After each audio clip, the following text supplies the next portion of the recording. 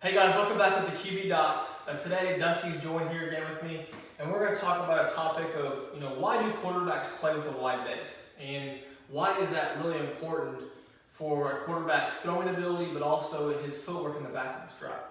All right, so we have a kettlebell with us today, and we're going to demonstrate this by showing you Dusty holding the kettlebell with a narrow base and also with a wide base. All right, so I'm going to have Dusty pick up that kettlebell first with this narrow base. Now, a big thing, all right, is, whenever your base is narrow, all right, it's going to take a lot more stability in this trunk to make, your center of mass stable, all right? So once you get something out of your center of mass, like this weight, Dusty's going to have to try really, really hard in these trunk muscles and also in this outside part of the hip here to stabilize whenever he has the weight outside his mass, all right? So something that can be, something that's analogous to this is, if he's taking a drop and his momentum is taking him back, i.e. the weight, he's gonna have to really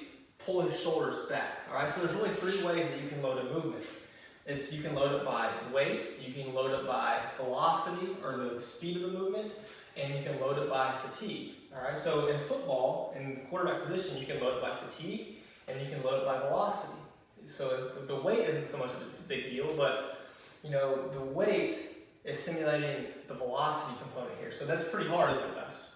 As we get going longer, it gets pretty tough. Okay, so now I'm gonna have Dusty hold a wide base on this.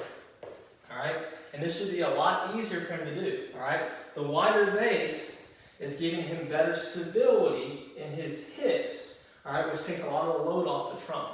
And so if he has this wider base, now he can control better laterally from side to side.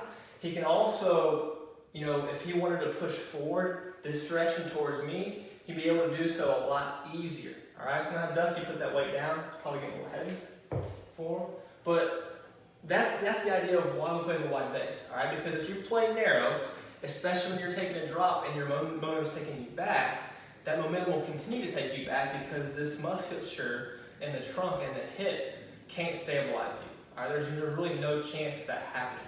Okay, so play with a wide base. There's really no reason for you not to. Some people prefer this narrow base because it feels better, but that's just because they haven't developed the motor control in order to play with wide. Okay. If you like that video, please check out other videos of the QB Docs on our Instagram, YouTube, and Facebook, or our website, theqbdocs.com.